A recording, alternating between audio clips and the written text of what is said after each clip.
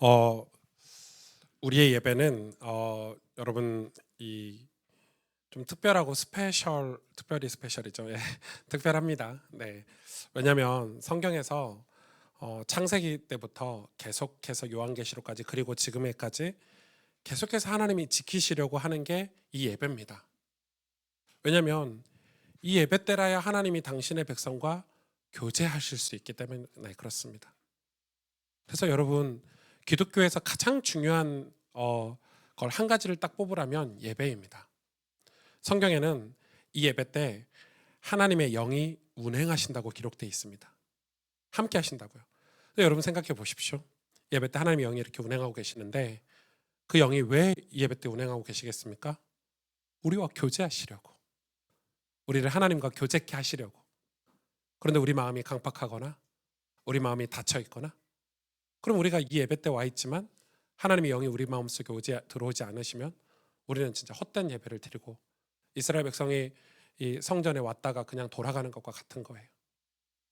이 영이 우리 안에 모실 때 우리는 하나님과 교제할 수 있고 하나님과 교제할 때 우리 속에 하나님과 반대되는 것들, 뱀이나 악한 것, 죄악들 다 떠나갈 수 있겠죠. 여러분 이 시간 하나님이 이 자리에 운행하신 걸 믿습니까? 그러면 그 주님을 그 하나님의 영을 우리 마음속에 우리 영혼 속에 모시길 바랍니다. 그리고 여러분 기억하셔야 합니다. 뭘 기억하셔야 됩니까? 우리가 이 시간 하나님의 영광을 찬송하고 찬양했다는 사실을, 영광의 하나님을 예배한다는 사실을 여러분 기억하십시오. 사랑하는 성도 여러분, 성령으로 충만하십시오. 네, 사랑하는 성도 여러분, 말씀으로 충만하십시오. 그리고 은혜로 충만하십시오. 우리 옆 사람에게도 권면하고 축복합시다. 하나님 당신을 사랑하십니다.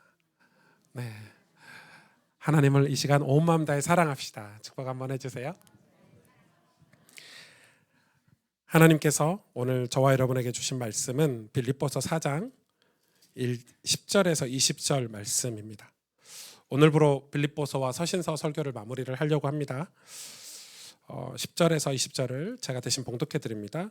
내가 주 안에서 크게 기뻐함은 너희가 나를 생각하던 것이 이제 다시 싹이 나미니 너희가 또한 이를 위하여 생각은 하였으나 기회가 없었느니라. 내가 궁핍함으로 말미암는 것이 아니라 어떠한 형편에든지 나는 자족하기를 배웠노니 나는 비천에 처할 줄도 알고 풍부에 처할 줄도 알아. 모든 일 곧 배부름과 배고픔과 풍부와 궁핍에도 처할 줄 아는 일체 비결을 배웠노라. 내게 능력 주시는 자 안에서 내가 모든 것을 할 수 있느니라. 그러나 너희가 내 괴로움에 함께 참여하였으니 잘하였도다. 빌립보 사람들아, 너희도 알거니와 복음의 시초에 내가 마게도냐를 떠날 때 주고받은 내 일에 참여한 교회가 너희 외에 아무도 없었느니라. 데살로니가 있을 때 너희가 한 번뿐 아니라 두 번이나 나의 쓸 것을 보내었도다. 내가 선물을 구함이 아니요 오직 너희에게 유익하도록 풍성한 열매를 구함이라. 내게 모든 것이 있고 풍부한지라.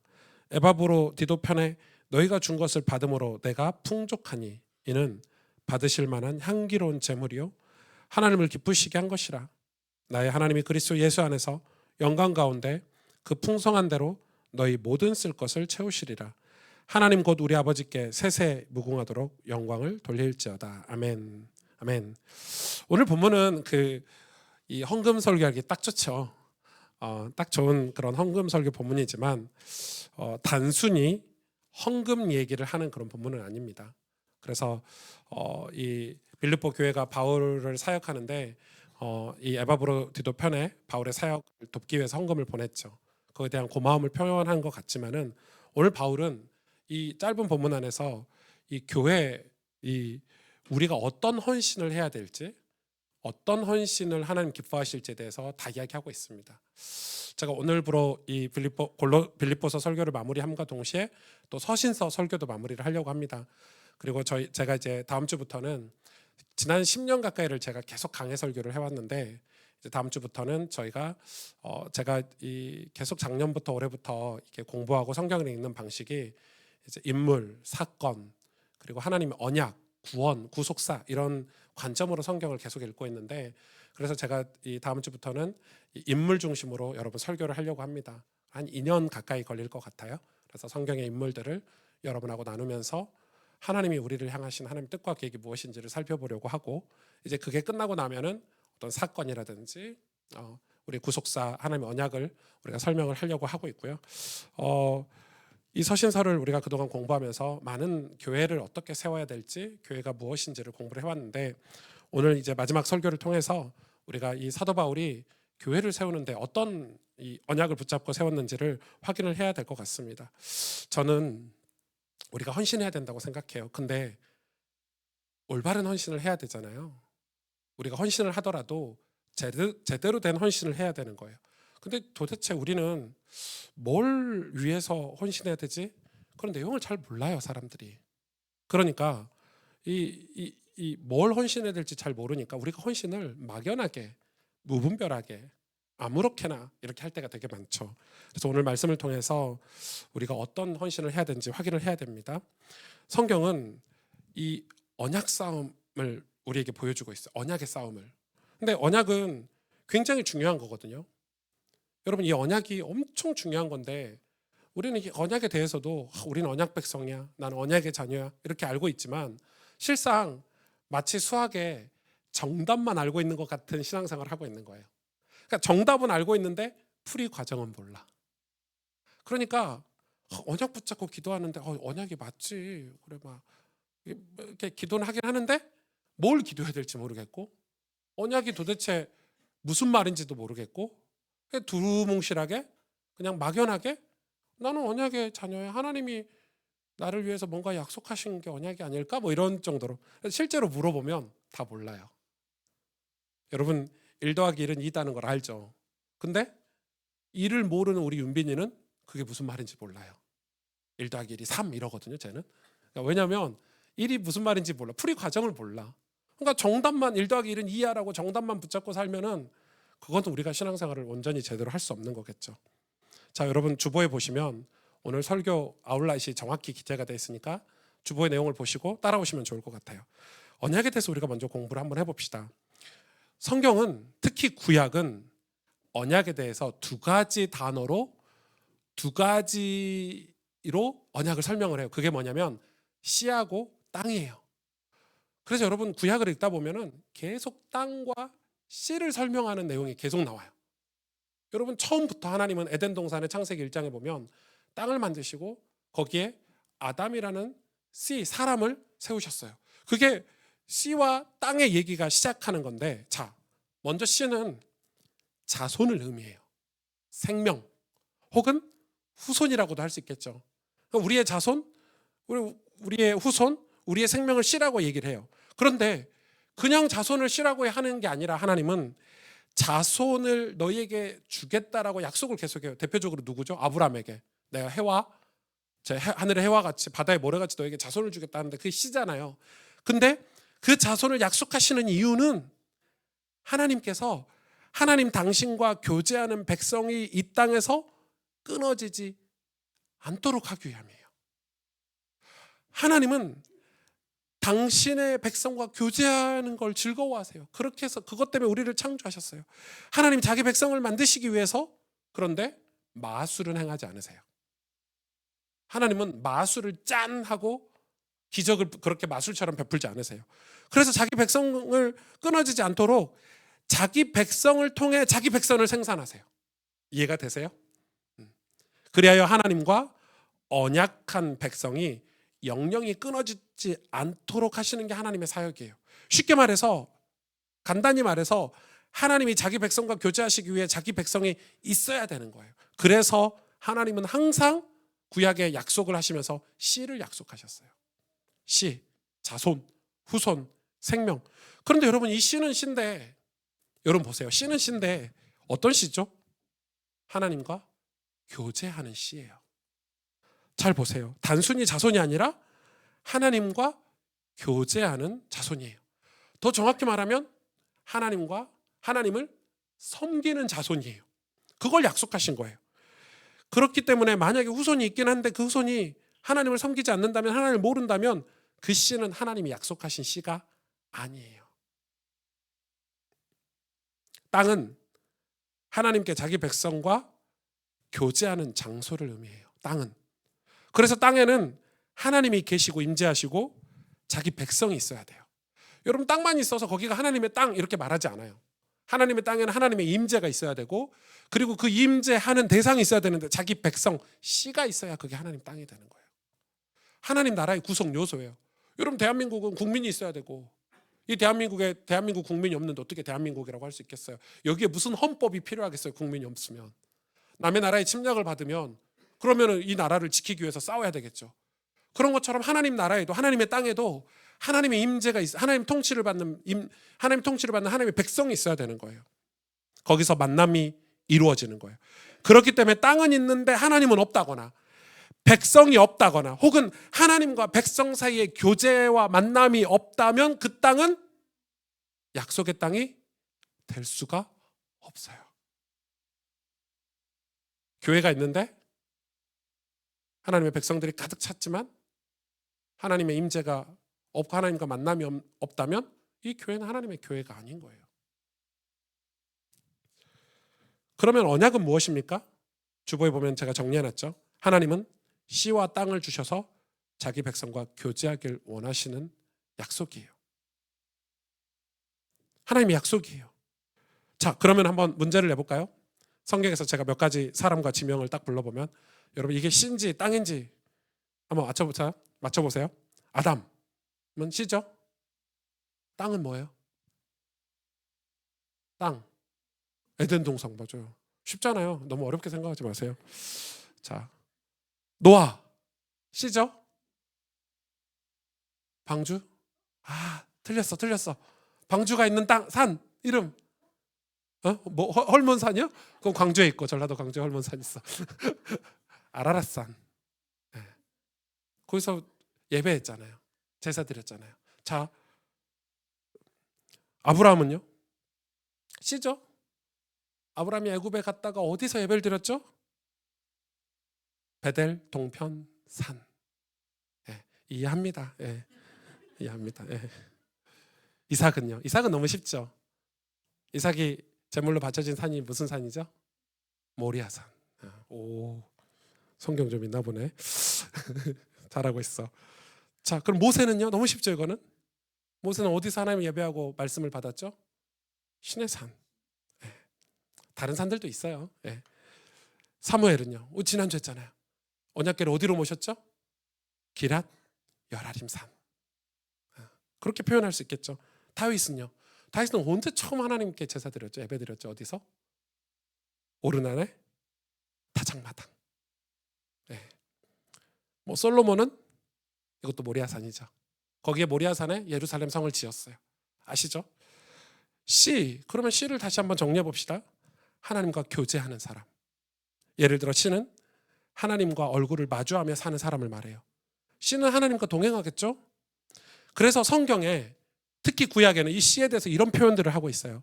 하나님의 말씀을 듣는 자, 전하는 자, 기도하는 자, 예배하는 자, 하나님의 법을 적용하는 자, 원수를 무찌르는 자, 이게 씨예요. 다 씨와 땅을 보존하는 자, 기름 부음 받은 자, 중보자까지다. 사사시대 사사들은 다 중보자들이었어요. 하나님과 백성 사이를 회복하려고 하나님 보내신 씨들이죠. 그게 전부 다 씨예요. 창세기 3장 15절에 내가 너로 여자와 원수가 되게 하고 내 후손도 여자의 후손과 원수가 되게 하리니 여자의 후손은 내 머리를 상하게 할 것이요 너는 그의 발꿈치를 상하게 할 것이니라. 이게 원시 복음인데, 최초의 복음인데, 여기 보면 여자의 후손 예수 그리스도를 말하지만 우리를 이야기하기도 하죠. 뱀의 후손은 뱀, 사탄, 하나님의 씨와 땅을 훼손하고 하나님과 교제를 회방하는 자들이죠. 그래서 이 창세기 3장 15절에는 인간과 뱀 사이에 적개심을 주는 말씀을 처음으로 넣어놓습니다. 인간과 뱀 사이에 적개심, 적대감, 이게 정상이에요. 우리 땅을 우리가 일본을 왜 적개심을 가지고 있죠? 우리 땅을 침략했잖아요. 그래서 우리가 일본에 대해서 적개심을 아직도 가지고 있잖아요. 일본한테 침략도 안 당하는 이 젊은이들까지도 일본을 싫어해요. 그러면서 일본을 맨날 놀러 가거든요. 아이러니해요. 네. 그러나 그 역사가 얼마나 상처가 큰지 괜히 막 일본하고 축구 붙으면 막 더 흥분되고 막 어떻게든 이겨야 되겠고 뭐 이렇게 그런 건데, 희한해요. 지네들이 일본한테 침략도 안 당해봤으면서 벤토 스메끼리를 쓰지도 않으면서. 그러나 그 적개심은 우리 국토를 침략했기 때문에 생겨나는 거예요. 하나님의 백성에게도 뱀은 하나님과 관계를 훼손하고 해방하기 때문에 적개심을 하나님이 창세기 3장 15절에 넣어놓은 거예요. 원수가 되게 하셨다. 당연한 거예요. 씨가 하나님과 교제하는 자손이라는 점을 기억한다면 씨의 이런 다른 표현들을 여러분이 기억하고 성경을 보실 필요가 있겠죠. 그리고 원수는 씨를 죽이고 땅을 빼앗는 자들이에요. 그들을 무찌르는 것은 씨와 땅을 지키고 회복하는 일이에요. 그래서 성경은 하나님과 교제를 방해하는 자와 싸우라고 하시는 거예요. 그들과 적개심을 가지도록 하셨어요. 그럼 땅을 볼까요? 땅은요, 하나님께 제사 드리는 곳을 말해요. 하나님이 자기 백성과 만나시는 곳을 얘기해요. 그래서 제단이 있는 곳은 다 땅이에요. 대표적인 것이 뭐죠? 성전. 성전은 구약의 하나님의 집이라고 불렸어요. 하나님이 머물러 계시는 곳. 하나님의 집. 그건 뭐죠? 제단. 제사 드리는 곳. 성전. 하나님의 집. 이렇게 표현을 해요. 하나님의 집은 장막, 처소, 그리고 거처 이렇게도 표현을 하고, 하나님의 성전이 주로 어디에 있었죠? 산, 예루살렘 성, 가나안 땅, 그리고 그 땅을 기업으로, 유업으로 주시겠다고 해서 기업과 유업이라는 단어로도 이해할 수 있어요. 하나님의 임재 그리고 언약궤가 있는 곳을 하나님 땅이라고 했어요. 눈치 빠른 사람들은 땅이 제사와 관련이 있다는 걸 빨리 발견할 수 있을 거예요. 제사 드리는 곳과 관련이 있어요. 땅은. 제사 드리는 곳은 하나님이 그 백성을 만나시겠다는 의지예요. 하나님이 약속하셨어요. 너희가 제사 드릴 때, 너희가 회개하고 내 앞에 나와서 예배할 때 내가 너희를 만나주겠다 약속하셨기 때문에 그게 땅이에요. 그래서 제단이 있는 곳이 땅이에요. 제사 드리는 대표적인 것이 성전이고, 성전은 하나님의 집이고, 그 성전은 예루살렘 성 안에 있고, 예루살렘 성은 모리아산에 있었고, 모리아산은 가나안 땅에 있고, 가나안 땅은 그래서 자기 백성에게 주신 유업이 되고 기업이 되는 거예요. 그래서 가나안 땅이 그렇게 중요한 거예요. 가나안 땅 정복에 관한 그 이야기가 성경의 대다수를 차지하고 있잖아요. 출애굽기, 여호수아, 계속 가나안 땅 정복 얘기예요. 여러분, 구약 성경은 인류 역사를 다 기록해 놓지 않아요. 뭘 기록합니까? 우리를 구원하시기 위해서 이스라엘 역사만 편파적으로 기록해 놓은 게 구약 성경이에요. 그래서 자꾸 성경에 인류 역사가 없다고 불평하시면 안 돼요. 뭐 공룡 얘기 왜 없어? 그걸 굳이 안 적어놔도 돼요. 우리 구원받는데 그거하고 중요하지 않기 때문에. 그래서 우리가 구원받기 위해 편파적으로 이스라엘 역사를 기록해 놓은 게 구약 성경이에요. 그래서 뭘 성경을 자꾸 세상 역사와 비교해가지고 막 평가하고 이럴 필요가 없어요. 물론 더 객관화하기 위해서 역사신학이 있어요. 저도 그걸 공부하고 있고. 그러면은 시편 78편 54절 55절 이렇게 기록하고 있어요. 그들은 그의 성소의 영역, 그의 오른손으로 만드신 산으로 인도하시고, 하나님이 잘 보세요. 또 나라를 그들 앞에서, 다른 나라들을 그들 앞에서 쫓아내시며 줄을 쳐서 그들의 소유를 분배하시고 이스라엘 지파들이 그들의 장막에 살게 하셨도다. 하나님은 항상 하나님 임재하시는 곳에 이스라엘 백성이 살기를 원하셨어요. 그래서 언약이 무엇입니까? 하나님은 씨와 땅을 주셔서 자기 백성과 교제하길 원하시는 거예요. 그럼 보세요. 이 언약에도 과정이 있어요. 과정. 첫째는 하나님은 자기가 하신 약속을 친히 뭐 하신다? 이루신다. 하나님은 이 사실을 자기 백성들이 뭐 하길 원하신다? 믿기를 원하신다. 내가 했던 약속을 당신의 백성이 믿기를 원하셔요. 근데 당신의 백성이 내가 했던 약속을 믿지 않으면 하나님은 그게 화가 나셔요. 진노하시는 거예요. 한빈아, 아빠가 이거 할 수 있거든. 한빈이가 에이, 아빠가 못하잖아 이러면 기분 겁나 나쁘거든요. 조그만 게. 하나님이 원하시는 건 단 하나예요. 하나님의 언약은 하나님 자신이 이루신다는 거예요. 그래서 그걸 이스라엘 백성들이 믿기만 하면 되는 거예요. 그런데 백성들이 이 사실을 잘 믿지 못해요. 오히려 자기 자신이 하나님 약속을 이루려고 해요. 자꾸. 자기 힘으로 하나님 약속을 이루려고 하는 것을, 그래서 성경은 교만이다 얘기하는 거예요. 교만은 자기 자신을 의지하고 육신을 신뢰하는 거예요.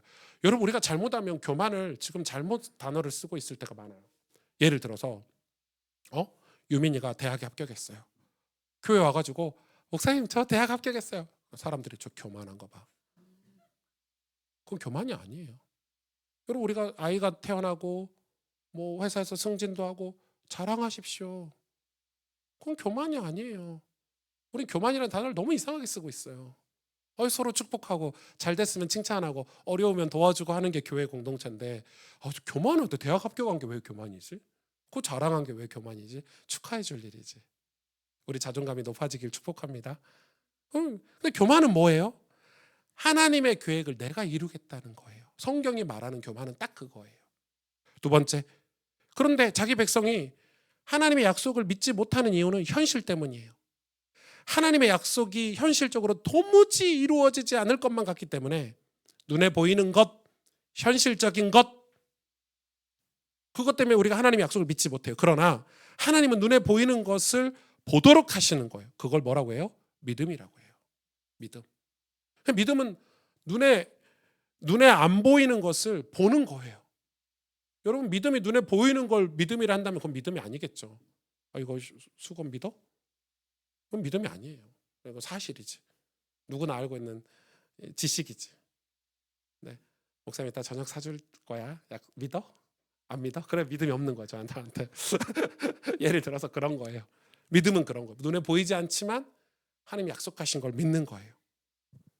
믿음이에요, 이게. 믿음이란 하나님의 약속이 전혀 이루어질 수 없는 상황 속에서, 현실 속에서 이루신다고 하는 확신이에요. 세 번째는, 그렇다면 믿음은 어떤 상황에 생겨날까요? 믿음은 약속이 전혀 이루어질 수 없는 상황에서 생겨요. 그래야 믿음이죠. 그래서 하나님의 약속이 전혀 이루어질 수 없을 것만 같은 현실을 하나님이 우리에게 만들어주세요. 왜요? 그래야 우리의 믿음이 성장하니까. 하나님은 자기의 약속과는 전혀 반대되는 일들을 자기 백성에게 겪게 하세요. 그래서 하나님의 약속을 믿었는데 오히려 고통을 당하기도 해요. 상황과 현실과 맞지 않으니까. 이렇게 하심으로 자기 백성을 연단하시는 거예요. 연단이란 자기 백성이 하나님의 약속을 온전히 믿게 하는 훈련 과정이에요. 아브라함에게 하나님이 네 자손을 하늘의 해와 같이, 별과 같이, 바다의 모래같이 많게 해주시겠다고요. 아브라함이 처음에 그걸 믿는 줄 알았어요. 근데 믿은 게 아니었어요. 왜요? 자손이 안 생기거든. 애가 안 생겨. 그래서 아브라함은 하나님의 방법이 아닌 자기 방법으로 애를 얻었어요. 그게 이스마엘이에요. 그래서 하나님이 아브라함을 연단하셨죠. 고통스럽게 하셨어요. 그래서 나중에는 믿었어요. 하나님이. 그래서 나중에 그 아브라함이 이삭을 이제 받아서 그걸 번제물로 드리라고 했잖아요. 여러분, 재밌는 성경이 진짜 많아요. 이삭을 드리라고 했을 때 아브라함이 뭘 고백한 줄 아세요? 그때 부활신앙을 고백했어요. 아세요? 이삭을 죽일 텐데 누가 봐도 이삭을 죽여. 이제 묶어서 얘를 칼로 찔러서 불에 태워 죽이려고 아브라함이 다 작정했죠. 그때 아브라함이 뭐라고 고백했어요? 하나님, 둘째가 태어나서 이삭을 대신하게 해주세요. 이렇게 기도 안 했어요. 뭐라고 기도했죠? 이 이삭이 내가 지금 죽일 건데 하나님은 다시 살리실 줄 믿습니다. 이랬어요. 불가능한 상황에 하나님 하실 거라 믿었어요. 그 믿음을 하나님이 기쁘게 여기시고 여호와 이래 아브라함아 내가 네 믿음을 봤다 이렇게 했거든요. 그럼 완전 부활신앙이죠. 그 믿음을 갖기 하기 위해서 우리에게 연단을 하시는 거예요. 하나님. 왜요? 그 믿음이라야 승리할 수 있으니까. 네 번째, 하나님은 자기 백성에게 연단의 과정을 주심으로 자기 자신을 포기하게 만드세요. 자기가 생각한 계획, 자기가 생각한 여정, 자기가 생각한 목표를 버리게 하세요. 그렇게 함으로써 하나님의 백성은 자신의 힘으로 도무지 하나님이 약속하신 약속을 이룰 수 없다고 고백하는 건데, 이게 신학적인 용어로 자기 부정이라고 그래요. 이 부정하다의 부정이 아니라 자기를 제끼는 거예요. 자기를 없애는 거예요. 왜? 하나님으로 충만하기 위해서. 하나님 당신이 우리에게 하신 약속을 이룰 수 있다는 소망을 가지게 되는 것, 이걸 뭐라 그래요? 겸손이라 그래요. 말도 안 하고 교회에서 한쪽 구석에 가만히 있는 걸 겸손이라고 하는 게 아니에요. 집에는 좋은 옷이 있는데 교회 올 때는 막 다 떨어진 옷 억지로 입고 오는 걸 겸손이라고 하는 게 아니란 말이에요. 좋은 옷 입고 오세요. 교회 올 때 억지로 가식적으로 살지 마시고. 왜냐하면 겸손의 성경적인 개념이에요. 완전히 나는 할 수 없다, 하나님만 하실 수 있다, 이게 겸손이에요. 마지막은 뭐죠? 하나님의 백성은 연단의 과정을 거쳐 말씀의 능력을 믿게 되는 거예요. 이 모든 과정을 거쳐야 아브라함처럼 하나님이 갈대아우르에서 자기를 건지실 때 하셨던 말씀을 드디어 믿기 시작한 거예요. 하나님 말씀하셨기 때문에 이루어진다는 믿음. 그래서 어떤 상황 속에서도 내 생각이나 의지대로 하지 않고 말씀대로 생각하고 행하게 돼요. 이걸 가리켜 뭐라 그러죠? 순종, 순복. 이게 순종이에요. 순종. 이 말씀을 믿었기 때문에 아브라함이 이삭을 제단 위에 바칠 수 있었던 거예요. 이 모든 것을 신학에서는 언약의 의무 혹은 언약의 과정이라고 얘기해요. 언약은 반드시 이루어지는데 여러분 잘 보세요. 두 가지 모습으로 이루어져요. 하나는 연단을 거치고 믿고 순종하고 겸손한 자에게 하나님이 축복으로 복으로 성취되는 경우도 있고, 또 하나는 불순종하고 교만한 자에게 저주로 언약이 성취돼요. 아니 목사님, 축복으로 언약이 성취되는 건 이해하겠는데 무슨 저주로 성취된다고 하십니까? 즉 하나님의 약속은 복과 저주로 이루어져요. 여기서 복은 씨가 번성하고 땅을 차지하고 땅에서 누리는 풍요를 말하겠죠. 즉 구원받는 자가 넘치는 것도 언약이 이루어지는 거지만 반대도 있어요. 그럼 복부터 정리해 볼까요? 복은 단순히 부자가 되거나 성공하는 게 아니에요. 성경에서 말하는 복과 저주를 언약적 관점으로 이해할 수 있어야 되는데, 언약의 내용이 씨와 땅이라는 점을 고려한다면, 머릿속에 있다면 복은 씨가 번성하고 땅을 차지하고 땅에서 영적인 풍요를 누리는 거예요. 그게 복이에요. 그래서 하나님과 충만한 교제, 영적인 부흥이 일어나는 게 복이에요. 그런데 반대로 저주는 뭐죠? 씨가 점점 줄어들고 땅을 빼앗기거나 땅의 소출이 끊기는 거예요. 안식과 평안을 빼앗기는 것이 저주예요. 이런 저주가 성경에 기록되어 있어요. 사무엘하 6장 23절. 그러므로 사울의 딸 미갈이 죽는 날까지 그에게 뭐가 없었더라? 자식이 없었더라. 우리가 지지난주에 배웠던 결핍이에요. 시편 79편 1절에 하나님의 이방 나라들이 주의 기업의 땅에 들어와서 주의 성전을 더럽히고 예루살렘이 돌무더기가 되게 하였나이다. 예루살렘이 돌무더기가 돼버렸어요. 자, 또 볼까요?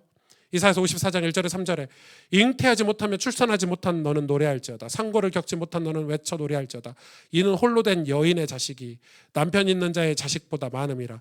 여호와께서 말씀하셨느니라. 내 장막터를 넓히며 내 초소의 휘장을 아끼지 말고 널리 펴되 너의 줄을 길게 하며 너의 말뚝을 견고히 할지어다. 이는 내가 좌우로 퍼지며 내 자손은 열방을 얻으며 황폐한 성읍들은 사람 살 곳이 되게 할 것임이니라.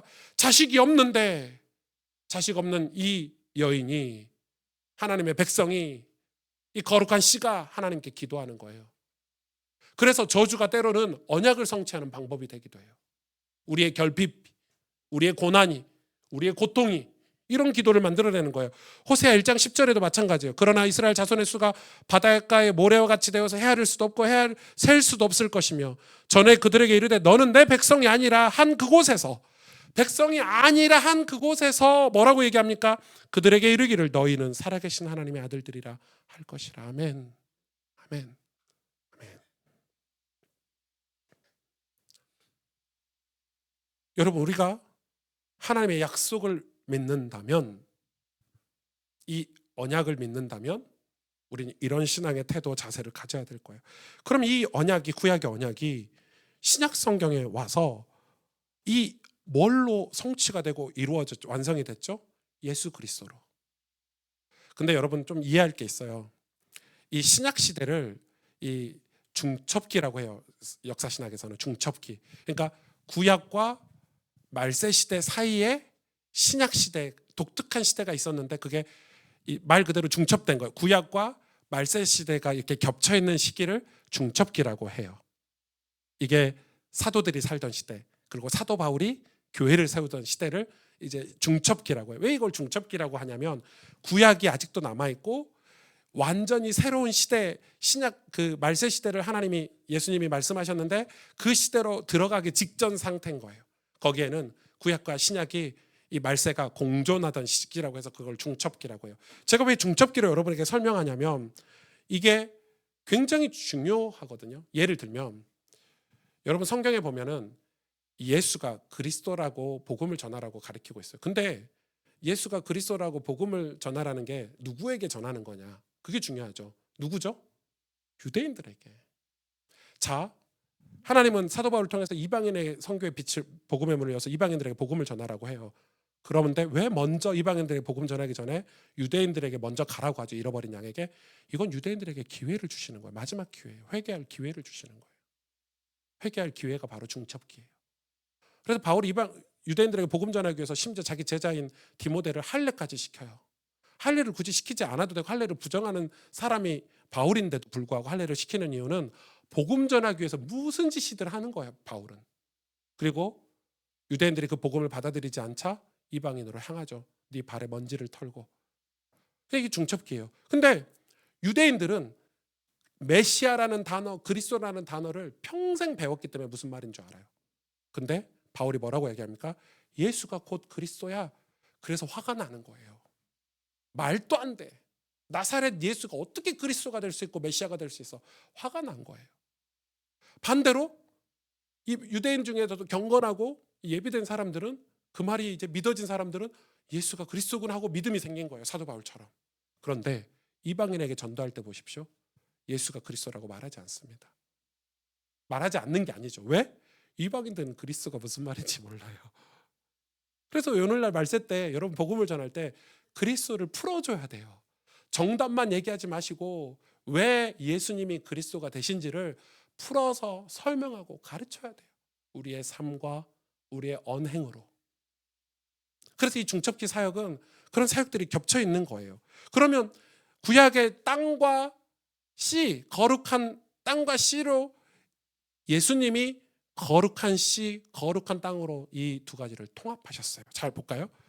하나님이 약속하신 씨와 땅이 바로 예수 그리스도예요. 예수님 안에서 씨와 땅은 통합돼요. 하나님께서 약속하신 것을 예수님이 다 이루시죠. 이사야 62장 4절 다 보세요. 다시는 너를 버림받은 자라 부르지 아니하며 다시는 내 땅을 황무지라 부르지 아니하고 오직 너를 헵시바라 하며. 제가 첫 돌예배 할 때 이 본문으로 했거든요. 우리 장인석 장로님 딸 선우 첫 돌예배 드릴 때 이 본문으로 설교했어요. 알아먹었을라나 모르겠는데 아무튼 내 땅을 삐울라라 하리니 이는 여호와께서 너를 기뻐하실 것이요 내 땅이 결혼한 것처럼 될 것이라. 땅이 뭐하고 결혼해요? 자 보세요. 요한계시록 21장 9절 10절에 7대접을 가지고 마지막 7장을 담은 7천사 중 하나가 나와서 내게 말하여 이르되 이리 오라. 내가 신부 곧 어린 양의 아내를 내게 보이리라 하고 성령으로 나를 데리고 크고 높은 산으로 올라가 하나님께로부터 하늘에서 내려오는 거룩한 성 예루살렘을 보이니. 자, 7, 7 성경에서 7은 완전 숫자인데 교회를 상징하죠. 이 신부 곧 어린 양은 누구예요? 예수님이에요. 그래서 우리가 이제는 다시는 버림받지 않고 다시는 황무지가 되지 않기 위해서 오실 메시아가 오시는데 그 예수님을 믿으면, 그 예수님과 연합하면, 그 예수님과 쉽게 결혼하면 우리는 영원한 거룩한 성 예루살렘, 하늘에서 내려오는 이 땅의 예루살렘 성 말고, 이 땅의 예루살렘 성은 AD 70년에 다 무너지고, 그리고 예수님이 이야기하셨잖아요. 내가 이제 성전이다 이렇게 얘기했는데, 자 조금 더 살펴볼까요? 씨와 땅의 의미를 살펴보면 씨는 하나님과 교제하는 자손이고 땅은 하나님과 교제하는 장소라고 했죠. 제가 하나님과 교제하는 분은 하나님 독생자 예수님뿐입니다. 그렇죠? 여러분 우리는 하나님과 교제할 수가 없어요. 구약시대 수많은 사람들이 하나님과 교제한 것처럼 보였지만 결국 타락하고 변질되고 끝까지 교제하는 백성과 땅은 없었어요. 그런데 하나님과 교제하는, 서로 사랑하는 유일한 아들 독생자 예수 그리스도만 하나님과 교제할 수 있어요. 그렇기 때문에 혹 다른 누군가가 하나님과 교제하길 원한다면 그것은 예수님 안에서만 가능한 일이에요. 예수님과 연합해야지만이 하나님과 교제할 수 있어요. 이 땅에 수많은 중보자들을 하나님이 중보자의 모형을 보냈죠. 모세든 다윗이든. 그러나 하나님과 진짜 중보자는 한 분밖에 없어요. 바로 예수님이에요. 예수님을 통해서만 하나님과 교제할 수 있어요. 그래서 예수님은 하나님과 교제하는 유일한 장소가 되기도 해요. 사도행전 13장 32절 33절에 우리도 조상들에게 주신 약속을 너희에게 전파하노니 곧 하나님이 예수를 일으키사 우리 자녀들에게 이 약속을 이루게 하셨다미라. 자, 요한복음 14장 6절 무슨 일을 이루셨습니까? 예수께서 이르시되 내가 곧 길이요 진리요 생명이니 나로 말미암지 않고는 아버지께로 올 자가 없느니라. 아멘.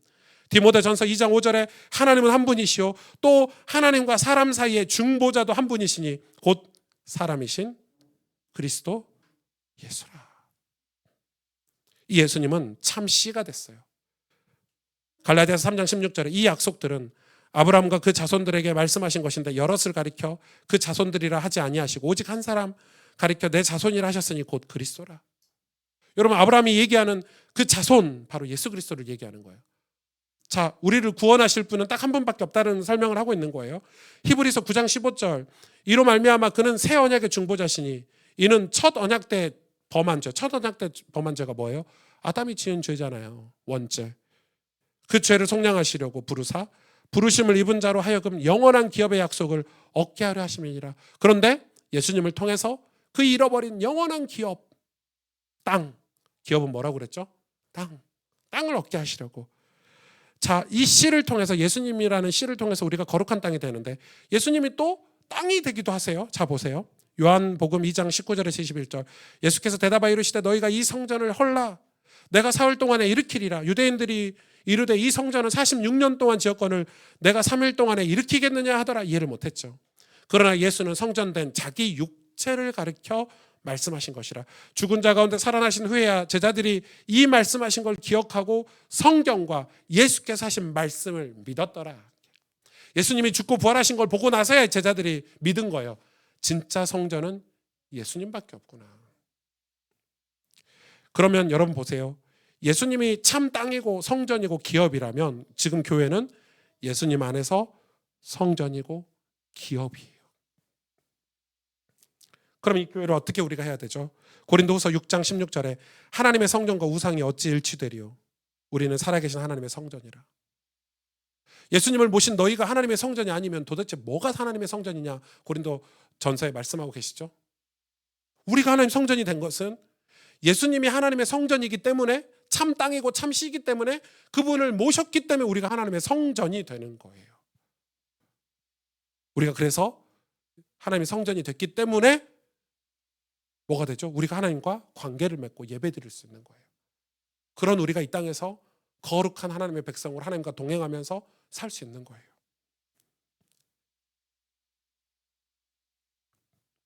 에베소서 2장 20절에서 22절에 너희도 사도들과 선지자들의 터 위에 세우심을 입은 자라. 사도들과 선지자들이 뭘 세웠습니까? 교회를 세웠잖아요. 그리스도 예수께서 친히 모퉁이돌이 되셨다. 교회 모퉁이돌이 예수님이에요. 그의 안에서, 예수 안에서 건물마다 서로 연결하여 주 안에서 성전이 되어가고 너희도 성령 안에서 하나님의 거하실 처소가 되기 위하여 그리스도 예수 안에서 함께 지어져 가느니라. 함께 지어져 간다는 표현은 그럼 왜 있냐? 예수님은 성전을 완성하셨는데 함께 지어져 간다는 것은 아직 이 땅에 복음을 듣지 못하고 그러나 구원받기로 작정된 자가 있기 때문에 그들이 그리스도의 몸된 지체가 되는 걸 얘기하는 거예요. 그래서 교회가 지어져 간다 표현하는 거죠. 에베소 3장 6절에 이는 이방인들이 복음으로 말미암아 그리스도 예수 안에서 함께 상속자가 되고 함께 지체가 되고 함께 약속에 참여하는 자가 됨이라. 아멘. 이방인이요. 유대인들이 이방인들은 버림받은 사람이라고 했는데 버림받지 않고 너희를 황무지처럼 놔두지 않겠다고 약속하셨잖아요. 예수 안에서 상속자가 되고 지체가 되고 예수님의 지체가 되고 그리고 약속에 무슨 약속이에요? 예수 믿으면 죄사함 받고 천국 간다는 그 약속에 참여하는 자가 됩니다. 아멘. 바울은 이 씨와 땅이 예수 그리스도라는 걸 알게 됐어요. 바울은 이 씨와 땅이 예수님이라는 걸 알게 되고 하나님의 약속을 붙잡고 예수 그리스도의 복음을 전하는 교회를 세우는 사역을 평생 했단 말이에요. 오늘 본문도 빌립보 교회가 바울이 하는 교회를 세우는 사역에 물질로 동참하는 것에 대한 언약적 의미를 바울이 지금 전달하는 거예요. 예수 그리스도 안에서 살아가는 언약 백성이 되는 것이 진정한 성도의 삶이에요. 그런데 오늘 본문은 단순히 헌금을 지원받아 감사하다는 말을 전하는 것 같지만 바울은 교회를 세우시는 하나님의 약속을 믿는 믿음. 그래서 뭐라고 합니까? 바울이 야 너희가 헌금 해줘도 안 해줘도 상관없어. 나는 완전히 내게 능력 주신 나 모든 걸 할 수 있기 때문에 비천에도 처할 줄 알고 잘 살고 잘 먹고 잘 살 수도 있고 가난할 수도 있고 난 다 할 수 있어. 그럼 너희가 헌금을 보내왔네? 그럼 이 헌금은 뭐라고 그러죠? 하나님께 향기로운 제물이야. 너희가 그것 때문에 네가 교회를 세우고 복음을 전하는 일에 헌금을 했기 때문에 그것 자체로 너희가 귀하고 복될 거라고 좀 축복하는 거예요. 이 헌금이 없어도 되는데 있어서 감사해 쓸게. 근데 이 헌금을 하는 너희가 귀하다 이렇게 얘기하는 거예요. 여러분 J.D. 그리어라는 사람이 담장을 넘는 크리스천이라는 책을 썼죠. 그 책에 우리의 주일, 그러니까 우리가 이 주일날 모여서 예배드릴 이 주일을 뭐라고 하냐면 이 주중에 우리가 전도사역으로 죽어가는 영혼을 섬기기 위한 하나님의 작전회의다 이렇게 표현을 해놨어요. 참 재밌는 표현이죠. 왜 그러냐? 그러면서 뭐라고 하냐면 하나님의 백성들 보고 성도들 보고 고개를 돌리라. 거기서 예수를 만나야 할 산 사람들이 있다 이렇게 얘기했어. 죽은 사람이 아니고 산 사람이 있다. 왜 산 사람이라고 했죠? 예수님을 만나면 사니까 살아있는 거예요. 죽은 자 같으나. 그런 자들이 우리가 교회 담장 너머에 고개를 들면 있다는 거예요. 그걸 위해서 주일날 모였을 때 우리가 하나님의 작전회의를 하는 게 주일이라고 얘기해요. 그러면서 J.D. 그리어는 계속해서 이렇게 얘기해요. 크리스천이 전도하지 않으면 하나님이 주신 기쁨을 맛보지 못한 채 생이 끝날 것이다. 가장 부끄러운 구원을 받게 될 것이다. 그러니까 성경에서 말하는 기쁨, 충만, 감사 이거는 전도할 때만 받을 수 있다는 거예요. 그러고 보니까 제 인생의 가장 기쁜 때는 예수님을 처음 믿을 때거든요. 그 감격을 잊을 수가 없어요. 저는 그 예수님 믿고 완전 소망이 생겼어요. 제 삶에. 행복한 마음이 제 삶에 생겼어요. 나도 하나님 자녀가 될 수 있구나. 나도 하나님의 백성이 될 수 있구나. 나도 이 땅에서 가치 있는 삶을 살 수 있구나 하고 목회자를 꿈꿨단 말이에요. 그게 처음 예수님을 만났을 때 그 감정이에요. 그 기쁨. 근데 어느 순간부터는 그 기쁨이 사라지기 시작했어요. 성경을 읽어도 설교를 해도 왜 기쁨이 사라졌을까 제가 몰랐어요. 처음에는. 그런데 제가 전도하지 않는 거예요. 영혼 구원을 하지 않는 거예요. 영혼 구원을 하지 않기 때문에 기도할 필요도 없죠. 영혼 구원을 하지 않기 때문에 하나님의 약속을 믿는 믿음도 가질 필요 없죠. 영혼 구원을 하지 않기 때문에 하나님의 교회를 위해서 영적인 싸움을 싸울 필요도 없죠. 영혼 구원을 하지 않기 때문에 겸손할 필요도 없고 영혼 구원을 하지 않기 때문에 순종할 필요도 없잖아요. 아무런 일도 교회를 다니는 목사지만 일어나지 않는 거예요. 전도하지 않을 때. 바울은 지금 자기가 구약의 약속이 예수 그리스도라는 걸 믿고 그 언약의 확신을 가지고 교회를 세우고 있는 거예요. 그 일에 너희가 헌신하는 그 헌신 귀하다. 귀하다. 빌립보 교회가 바울 사역에 물질로 동참한 것이 단순히 헌금 좀 한 것이 아니라 하나님의 언약을 이루는 전도 사역에 동참했기 때문에 그것 자체로 축복이라 이렇게 말하는 거예요. 다시 말하면 여러분 우리 인생의 복음을 전해서 영혼을 구하는 일처럼 가치 있는 일은 없기 때문이에요. 사도행전 5장 42절 초기 기독교는 늘 이런 모습이었어요. 저희가 날마다 성전에 있든지 모여서 예배드리든지 말이죠. 집에 있든지 그때는 직장이 많이 없었나 보죠. 아마 오늘날로 이 성경을 추가한다면 직장에 있든지 예수는 그리스도라 가르치기와 전도하기를 그치지 아니하니라. 이 일을 저 여러분에게 맡기신 거예요. 저 여러분은 언약 백성이잖아요. 저는 하나님이 지금도 당신이 죽어가는 영혼들을 구원하시려고 약속을 이루고 계시다고 믿어요. 우리가 이 약속을 잊어버리잖아요. 이 언약을 잊어버리잖아요. 우리는 그냥 교회 다니는 사람이 되는 거예요. 그리고 우리가 천국에 갈 수도 있겠죠. 갈 수 있을지 없을지 모르겠는데 아무튼 갈 수 있다고 쳐요. 그런데 아무 기쁨 없는, 아무 감격 없는, 하늘의 면류관, 하나님 우리에게 주신 상급 아무것도 받지 못한 채 부끄러운 구원을 받게 되는 거예요. 전 J.D. 그리어의 이야기가 정말 맞다고 동감이 돼요. 우리가 기쁨을 모르고 살아가면 안 되잖아요. 여러분 정말 예수 믿는 기쁨, 하나님이 주시는 그런 충만한 기쁨을 얻길 원한다면 여러분 전도하십시오. 복음 전하십시오. 여러분이 그 복음 전하는 바울과 같은 삶을 살 때 우리는 내게 능력 주시는 자 안에서 내가 모든 걸 할 수 있다라는 그런 놀라운 경험들을 체험하게 될 거예요. 같이 기도하겠습니다.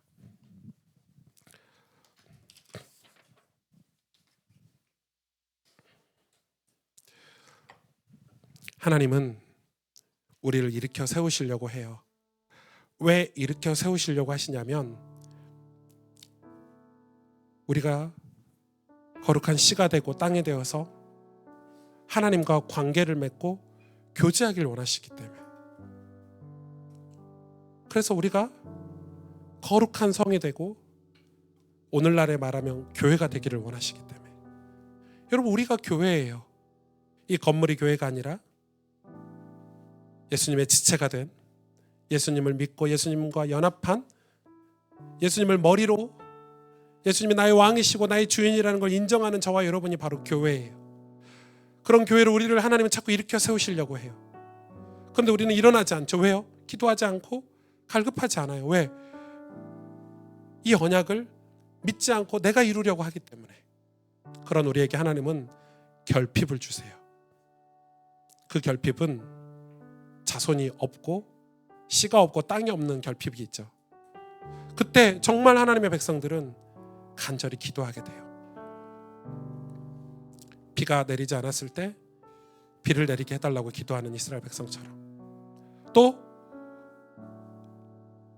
깊은 한숨 속에서 아무런 변함없이 아무런 변화가 없이 세상 문화에 치여서 살아가는 우리의 삶의 현실을 보면서 우리가 만약 하나님께 기도하기 시작한다면 그 기도는 하나님 약속을 이루는 기도가 될 거예요. 하나님, 우리에게 하나님 약속을 믿는 믿음을 회복시켜 주세요. 하나님의 언약을 믿는 믿음을 우리에게 허락해 주세요. 이 시간 하나님 앞에 간절히 기도하도록 하겠습니다.